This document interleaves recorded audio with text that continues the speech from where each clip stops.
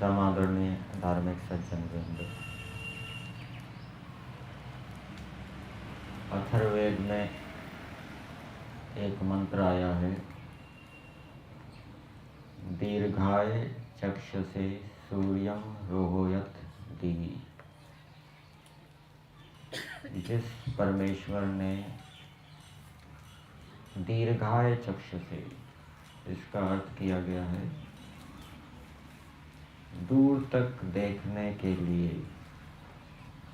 सूर्य को द्युलोक में चढ़ाया।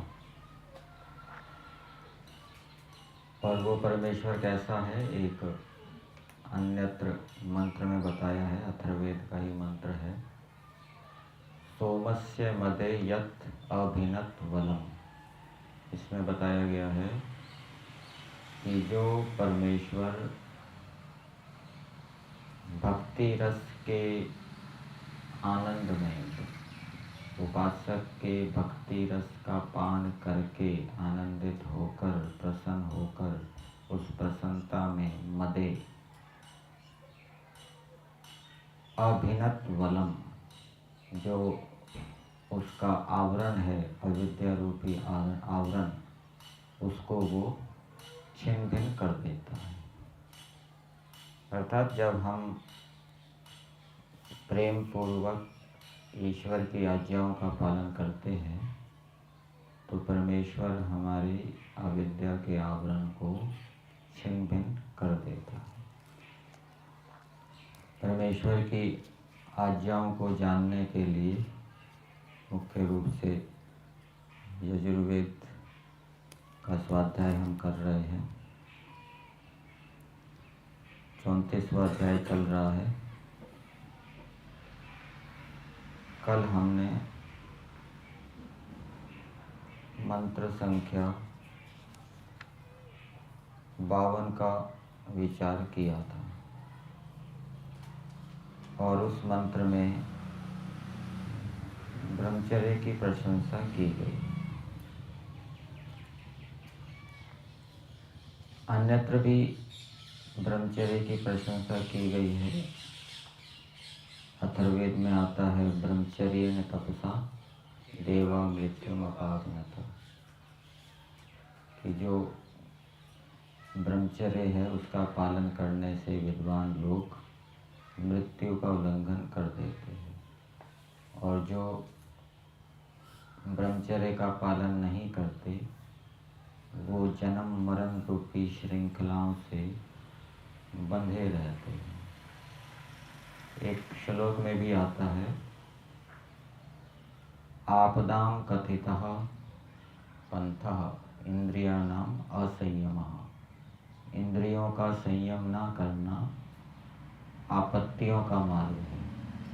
तज्जह संपदाम मार्गो, और इंद्रियों को जीत लेना वो संपत्तियों का मार्ग है। जो इंद्रियों को जीत लेता है, ब्रह्मचर्य को प्राप्त करता है, वो संपत्तियों को प्राप्त कर लेता है। जो ब्रह्मचर्य का पालन करता है वो वृद्धि करता जाता है, और जो ब्रह्मचर्य का पालन नहीं करता वो पिछड़ा रहता है।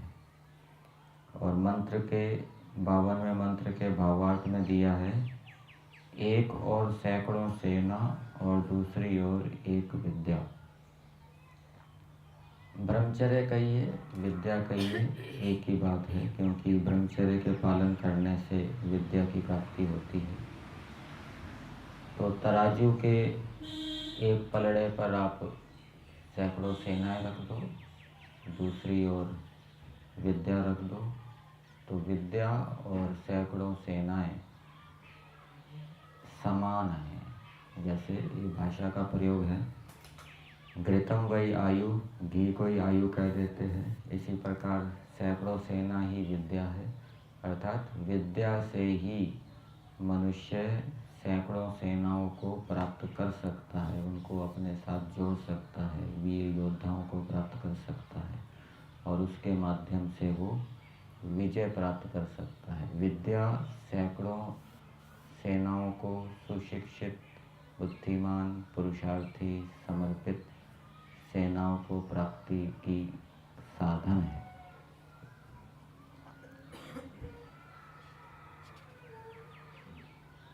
और ब्रह्मचर्य के पालन से क्या होता है? मनुष्य दीर्घ अवस्था वाला होता है, पूर्ण अवस्था वाला होता है।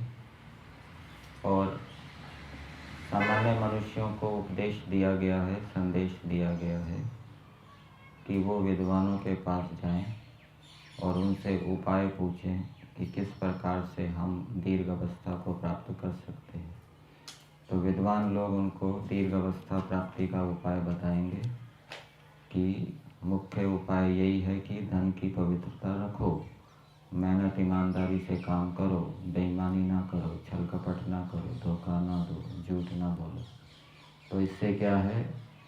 मन प्रसन्न रहेगा, नहीं तो गड़बड़ी करेंगे, अन्याय युक्त आचरण करेंगे, नियमों का भंग करेंगे तो तनाव रहेगा, उसके कारण भूख नहीं लगेगी, नींद नहीं आएगी, शरीर के अंदर अनेक प्रकार के रोग उत्पन्न हो जाएंगे और उसके कारण फिर व्यक्ति शीघ्र ही मृत्यु का ग्रास बन जाएगा। इसलिए दीर्घ अवस्था की प्राप्ति का उपाय है कि व्यक्ति धर्माचरण करे मुख्य रूप से, और उसके साथ साथ धर्माचरण करते हुए आहार विहार भी अपना ठीक रखे। आज का मंत्र जिसका स्वाध्याय किया गया, मंत्र संख्या 53। मंत्र है उत नो हिर्बुद्ध्यः शृणोतु अज एक पात पृथ्वी समुद्रः विश्वे देवा ऋता वृधो हवानः उवानः स्तुता मंत्रः कवि शस्ता आगन्तु। इस मंत्र की भूमिका में महर्षि दयानंद जी ने लिखा है, अथ के सर्वरक्षकः सन्ति, सबके रक्षक, सबकी रक्षा करने वाले कौन होते हैं? तो जब हम इस मंत्र के भाष्य में भावार्थ को देखेंगे तो इसका उत्तर मिलेगा।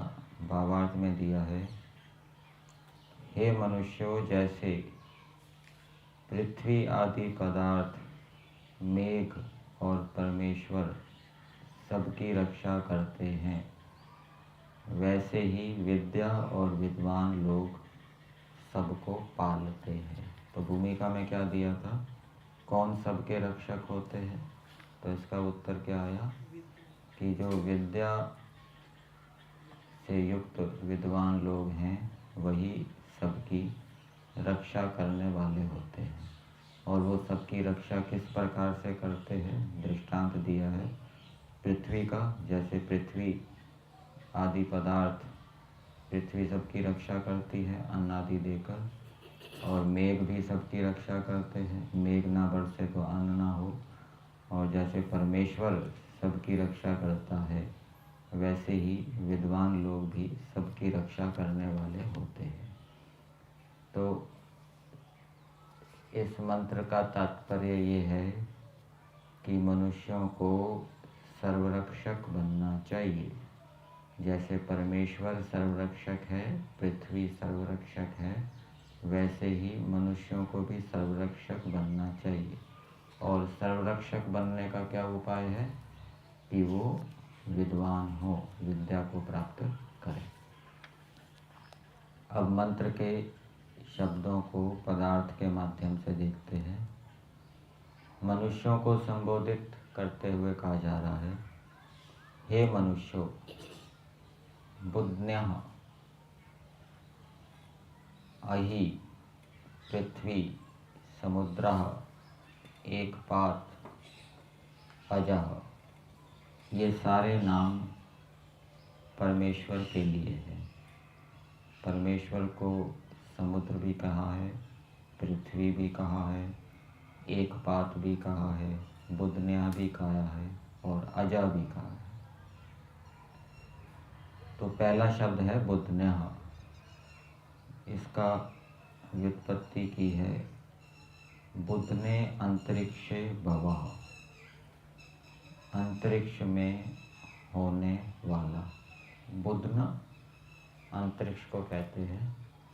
तो अंतरिक्ष में होने वाला, अंतरिक्ष में विद्युत भी रहती है, अंतरिक्ष में वायु भी रहती है और परमेश्वर भी अंतरिक्ष में रहता है। इसलिए परमेश्वर को क्या कहते हैं? बुधन्या। इसका ये मतलब नहीं है कि परमेश्वर अंतरिक्ष में ही रहता है, ही नहीं प्रयोग किया। अंतरिक्ष में रहता है, पृथ्वी में रहता है, द्युलोक में रहता है, सब जगह रहता है। इसलिए परमेश्वर को बुधन्या कहते हैं। फिर दूसरा शब्द आया अहि। अहि शब्द वैसे सांप के लिए भी आपको मिलेगा। यहाँ अहि का अर्थ दिया है मेघ। परमेश्वर कैसा है? मेघ के तुल्य है। परमेश्वर मेघ के तुल्य है। जैसे मेघ अर्थात बादल सुखों की वर्षा करता है, बादल बरसकर सुखों की वर्षा करता है, वैसे ही परमेश्वर भी मेघ के समान सूर्य की सुखों की वर्षा करता है। इसलिए परमेश्वर को अहि कह देते हैं। एक नियम है व्याकरण के अंदर, बिना वत के भी, बिना वत प्रत्यय के भी वत प्रत्यय का अर्थ जाना जाता है। ठीक है। यह मनुष्य गधा है। गधा है का मतलब क्या? गधे के समान है। इसी प्रकार से यहाँ परमेश्वर को मेघ कह दिया। मेघ है मतलब मेघ के समान है। ठीक। फिर परमेश्वर को पृथ्वी कह दिया। ये मनुष्य गधा है, गधे के समान है। परमेश्वर पृथ्वी है अर्थात पृथ्वी के समान है। तो जैसे पृथ्वी अनेक पदार्थों को धारण करती है, वैसे ही परमेश्वर भी सृष्टि को धारण करने वाला है। तो केवल धारण करना, अंश ही लेना है तुल्यता के रूप में। ये मनुष्य गधा है तो ये नहीं कि मनुष्य की आकृति भी गधे जैसी हो जाएगी, बस मूर्खता अंश ही लेना है। तो जैसे पृथ्वी अनेक पदार्थों को धारण करती है, केवल धारण अंश लेना है, ऐसे ही परमेश्वर भी सारे संसार को धारण करने वाला है। फिर परमेश्वर को कहा समुद्र। समुद्र नाम यहाँ पर अंतरिक्ष का दिया है। समुद्र उसको भी कहते हैं जो पानी वाला समुद्र होता है पृथ्वी के ऊपर, उसको भी समुद्र कहते हैं, क्योंकि सब ओर से नदियाँ उसकी ओर जाती है, उसकी ओर दौड़ती हैं। पृथ्वी के ऊपर जितनी भी नदियाँ हैं वो कहाँ जाती है? समुद्र में मिलती है। समुद्र उनका अंत है। और यहाँ पर अंतरिक्ष अर्थ लिया है। तो परमेश्वर समुद्र अंतरिक्ष के तुल्य है। जैसे अंतरिक्ष व्यापक है, वैसे ही परमेश्वर भी क्या है? व्यापक है। द्युलोक, पृथ्वीलोक, दोनों के बीच में जो खाली स्थान है उसको अंतरिक्ष कहते हैं। फिर आगे दिया एक पात। ये भी परमेश्वर का नाम है। परमेश्वर के अनेक नाम आपने सुने हैं। परमेश्वर को अग्नि भी कहते हैं, वायु भी कहते हैं, सूर्य भी कहते हैं, लेकिन मुख्य नाम परमेश्वर का क्या है? ओम है, वो निज नाम है। बाकी जितने भी नाम हैं वो गौणिक, कार्मिक और स्वाभाविक है, अर्थात गुणों के आधार पर रखे गए हैं, कर्मों के आधार पर रखे गए हैं, स्वभाव के आधार पर रखे गए हैं। तो एक पात ये भी परमेश्वर का नाम है। इसका ये अर्थ नहीं है कि परमेश्वर एक पैर वाला है। पात का अर्थ क्या होता है? पैर। तो एक पैर वाला, ऐसा अर्थ नहीं है। यहाँ इसका अर्थ किया है व्युत्पत्ति, एकः पादो बोधो यस्य, जिसका एक बोध है। ठीक है ना। एक बोध के दो प्रकार से अर्थ किए गए हैं। पहली बात तो पाद शब्द का अर्थ बोध कैसे कर दिया। पाद शब्द पद धातु से बना है, पदलरी गतो, और गति के तीन अर्थ होते हैं, ज्ञान, गमन और प्राप्ति। तो यहाँ पर ज्ञान अर्थ ले लेंगे। परमेश्वर का जो ज्ञान है वो एक है, एक का एक अर्थ किया है संपूर्ण। परमेश्वर का ज्ञान कैसा है, संपूर्ण है, उसमें किसी प्रकार की कमी नहीं है। अर्थात परमेश्वर को किसी विषय में संशय नहीं है, भ्रांति नहीं है। प्रत्येक पदार्थ के विषय में परमेश्वर ठीक ठीक जानता है, यथार्थ जानता है। जीवात्मा का स्वभाव कैसा है, इसके विषय में परमात्मा ठीक ठीक जानता है। जीवात्मा अल्पज्ञ है, अल्प सामर्थ्य वाला है, कर्म करने में स्वतंत्र है। अपने विषय में भी ठीक ठीक जानता है, अपने विषय में भी परमात्मा को कोई संशय नहीं है, भ्रांति नहीं है। जीवात्मा को तो अपने विषय में संशय हो जाता है, शरीर को ही अपना स्वरूप मानने लगता है, ये अथवा भ्रांति हो जाती है। शरीर को अपना स्वरूप मानने लगना, ये क्या है, भ्रांति है। कभी कभी संशय हो जाता है कि मैं अल्पज्ञ हूँ या सर्वज्ञ हूँ, थोड़ा जानता हूँ या अधिक जानता हूँ। परंतु परमात्मा को किसी के विषय में संशय या भ्रांति नहीं है। तो परमात्मा का जो ज्ञान है वो संपूर्ण है, इसलिए परमेश्वर को सर्वज्ञ कहते हैं। परमात्मा अधूरे ज्ञान वाला नहीं है। और दूसरा अर्थ इसका किया है एक पात का, यहाँ पर भाष्य में, एक प्रकार के निश्चल अव्यभिचारी बोध वाला। परमेश्वर का जो ज्ञान है वो स्थिर है, बदलता नहीं है। मनुष्य का तो ज्ञान का स्तर बदलता रहता है, कभी किसी विषय में ठीक ठीक ज्ञान होता है, फिर भ्रांति उत्पन्न हो जाती है, फिर संशय उत्पन्न हो जाता है। परंतु परमेश्वर को किसी भी पदार्थ के विषय में कभी उसका ज्ञान बदलता नहीं है। हमेशा तीनों कालों में परमेश्वर का हर एक पदार्थ के विषय में ज्ञान एक जैसा बना रहता है। जीवात्मा का बदल जाता है। क्यों बदल जाता है? क्योंकि जीवात्मा का जो ज्ञान है वो नैमित्तिक है। ठीक है, नैमित्तिक ज्ञान घटता बढ़ता रहता है और एक स्थिति में दृढ़ भी हो जाता है कुछ काल के लिए। विवेक ख्याति रविप्लव हानोपाय। तो परमेश्वर एक पात अर्थात निश्चल अव्यभिचारी बोध वाला है। और फिर एक और परमेश्वर का नाम दिया अजाह। अजाह बकरे को भी कहते हैं और बकरी होती है अजा। इसमें आता है द्वा सुपर्णा सजुजा सकाया, इसमें आता है अजा शब्द, इसमें तो नहीं आता। तो अजा का अर्थ दिया है जो कभी उत्पन्न नहीं होता, इसलिए परमेश्वर को अजा कहते हैं। जीवात्मा भी एक प्रकार से अजा है, जीवात्मा भी कभी उत्पन्न नहीं होता। प्रकृति भी अजा है, प्रकृति भी कभी उत्पन्न नहीं होती।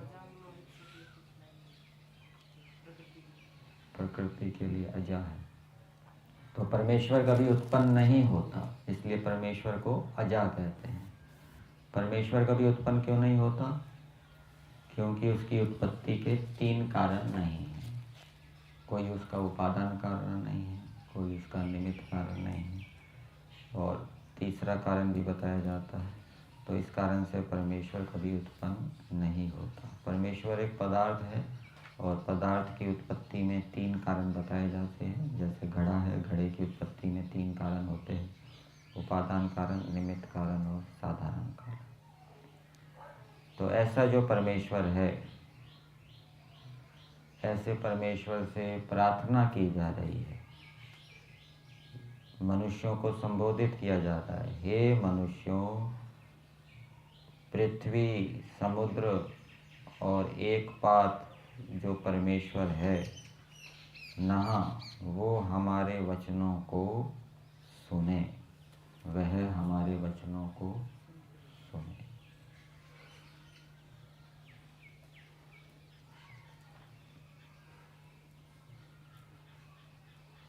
मनुष्यों को संबोधित किया जा रहा है, परमेश्वर को संबोधित क्यों नहीं कर रहे कि हे परमेश्वर आप मेरे वचनों को सुने। अब मैं आपसे प्रार्थना करूं या आप मेरे से प्रार्थना करें कि मेरी बात को आचार्य जी स्वीकार कर लें, आप ऐसा उपाय करें। मेरी बात को आचार्य जी मान लें। आप मेरे से प्रार्थना कर रहे हैं, आचार्य जी से प्रार्थना नहीं कर रहे कि आप मेरी बात मान लो, ठीक है ना। आप मेरे से प्रार्थना कर रहे हैं कि आचार्य जी मेरी बात को स्वीकार कर लें।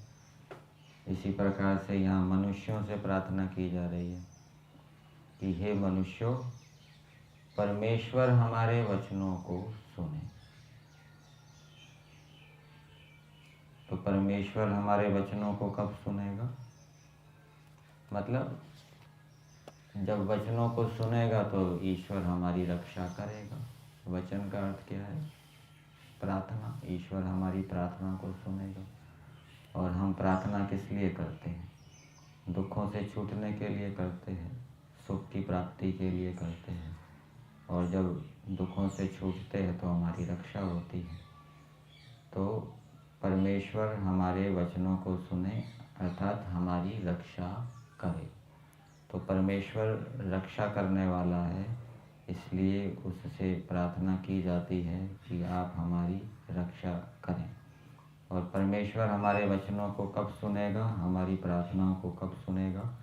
जब हम उसकी आज्ञा का पालन करेंगे। आज्ञा का पालन कर नहीं रहे और केवल प्रार्थना कर रहे हैं तो ईश्वर हमारी प्रार्थना को नहीं सुनेगा।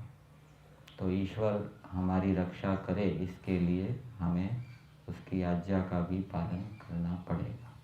और जब हम ईश्वर की आज्ञा का पालन करेंगे तो ईश्वर ज्ञान विज्ञान देकर हमारी रक्षा करेगा, प्रेरणाएं देकर हमारी रक्षा करेगा, प्रेरणा के रूप में हमें मार्गदर्शन देगा, दुखों से छूटने का उपाय बताएगा, रोग से दूर करने का उपाय बताएगा। फिर आगे बताया है, एक बात ये हो गई कि परमेश्वर से प्रार्थना करनी चाहिए रक्षा के लिए,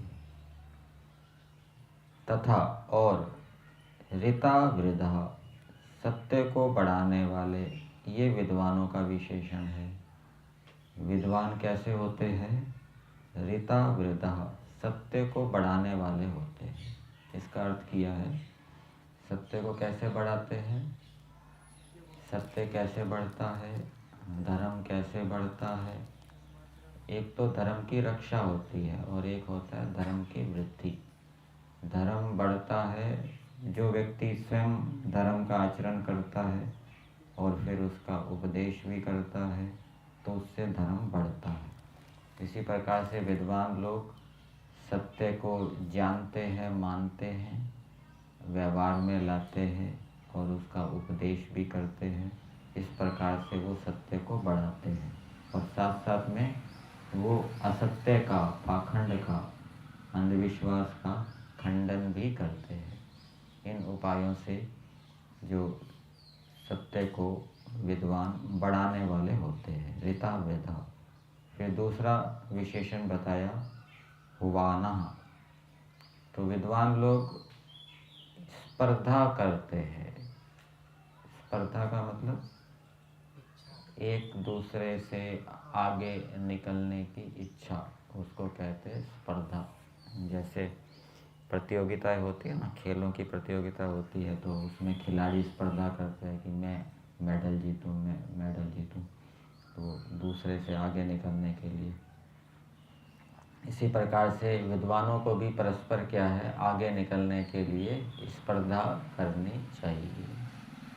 स्पर्धा नहीं है तो फिर उन्नति नहीं होगी। फिर आगे बताया विश्वे, ऐसे जो विद्वान होते हैं सत्य को बढ़ाने वाले और स्पर्धा करते हुए, विश्वे सब देवा विद्वान लोग और कवि संस्था बुद्धिमानों से प्रशंसा किए हुए मंत्र। अब ये मंत्रों का विशेषण है। विद्वान सबसे पहले प्रार्थना में थे, प्रार्थना की थी ईश्वर से, ईश्वर हमारी रक्षा करे, और वो ईश्वर कैसा है वो बताया, वो पृथ्वी के समान है, समुद्र के समान है। फिर विद्वानों से प्रार्थना की कि ऐसे जो विद्वान हैं वो हमारी रक्षा करें। तो विद्वान रक्षा कैसे करेंगे? विद्वान हमारी रक्षा करें, प्रार्थना तो कर रहे हैं, तो उसके लिए विद्वानों के पास जाना पड़ेगा, उनसे विद्या सीखनी पड़ेगी नियम पूर्वक, नियमों का पालन करते हुए, और फिर जो विद्या सीखी है उसको व्यवहार के अंदर, आचरण के अंदर लाना पड़ेगा, तब हमारी क्या है, रक्षा हो। अब तीसरी प्रार्थना मंत्रों के विषय में है, मंत्र हमारी रक्षा करें, और मंत्र कैसे होते हैं उनकी विशेषताएं बताई है। मंत्र के अंदर ही मंत्र की विशेषताएं बताई है इस मंत्र में, ठीक है। तो कवि संस्था, वो मंत्र कैसे होते हैं, बुद्धिमानों से प्रशंसा किए हुए, बुद्धिमान लोग मंत्रों की प्रशंसा करते हैं। क्यों प्रशंसा करते हैं? क्योंकि मंत्रों से उनको विज्ञान मिलता है, विचार मिलता है, और उस विचार को व्यवहार के अंदर लाने से उनके दुख कष्ट दूर होते हैं, समस्याओं का समाधान होता है, उनकी कामनाएं पूरी होती है। इस कारण से बुद्धिमान लोग मंत्रों की प्रशंसा करते हैं, मंत्रों की स्तुति करते हैं। फिर आगे दूसरी विशेषता बताई मंत्रों की, स्तुतः, मंत्र कैसे होते हैं, स्तुति के प्रकाशक। क्या सभी मंत्र स्तुति करने वाले होते हैं? कुछ मंत्रों में केवल प्रार्थनाएं मिलेगी, ठीक है, और कुछ मंत्रों में स्तुति मिलेगी, ईश्वर के गुणों का वर्णन मिलेगा, जीवात्मा के गुणों का वर्णन मिलेगा, जीवात्मा के और सृष्टि के दूसरे पदार्थों के गुणों का वर्णन मिलेगा।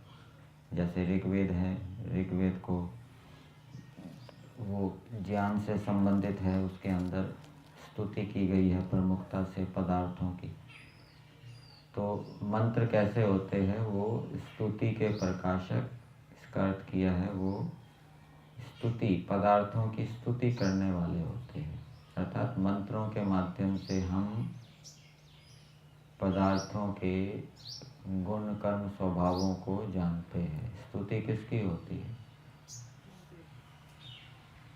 केवल गुणों की थोड़ी ना होती है, कर्मों की भी तो स्तुति होती है कि वो बहुत अच्छा काम कर रहा है, ऐसा स्तुति करते हैं। गुणों की स्तुति भी होती है, वो बड़ा बलवान है, बुद्धिमान है। तो मंत्र जो हैं वो स्तुति के प्रकाशक हैं, अर्थात वो पदार्थों के गुण कर्म स्वभावों को बताते हैं। ईश्वर के गुण कर्म स्वभावों का बोध भी मंत्रों के माध्यम से होता है, जीवात्मा के गुण कर्मों का बोध भी मंत्रों के माध्यम से होता है, सृष्टि के पदार्थ, पृथ्वी, वायु, अग्नि, जल आदि के गुण कर्म स्वभावों का बोध भी मंत्रों के माध्यम से होता है। ऐसे मंत्र होते हैं। और फिर आगे बताया मंत्रः, विचार के साधक मंत्र। और मंत्र कैसे होते हैं? विचार के साधक होते हैं। इसका अर्थ किया है कि मंत्रों से हमें उत्तम उत्तम विचार मिलते हैं, और उसके अनुसार आचरण करने से हमारी क्या है, रक्षा होती है। तो ऐसे जो मंत्र हैं वो हमारी रक्षा करें। तो मंत्र के पदार्थ के अंदर ईश्वर से प्रार्थना की है, ईश्वर हमारी रक्षा करे, विद्वान हमारी रक्षा करे। विद्वानों के विषय में बताया कि विद्वान कैसे होने चाहिए, उनको सत्य को बढ़ाना चाहिए अर्थात वो जिस धर्म का आचरण कर रहे हैं, सत्य का आचरण कर रहे हैं, यदि वो दूसरे को उपदेश नहीं करते, दूसरे को नहीं पढ़ाते, तो ये वेद विरुद्ध है। वेद कहता है दूसरे को पढ़ाकर, दूसरे का उपदेश करके तुम जिस सत्य का आचरण कर रहे हो उसको बढ़ाओ। और विद्वानों को परस्पर स्पर्धा करके, एक दूसरे से आगे निकलने की इच्छा करके अपनी विद्या को क्या है, बढ़ाना चाहिए। प्रतियोगिता होती है ना, अनेक प्रकार की प्रतियोगिताएं होती है, तो वहाँ पर भी वो यही प्रयोजन रहता है। इस मंत्र के भावार्थ में दिया है, इस मंत्र में वाचक् लुप्तोपमा अलंकार है, उपमा दी गई है। किसकी उपमा दी गई है?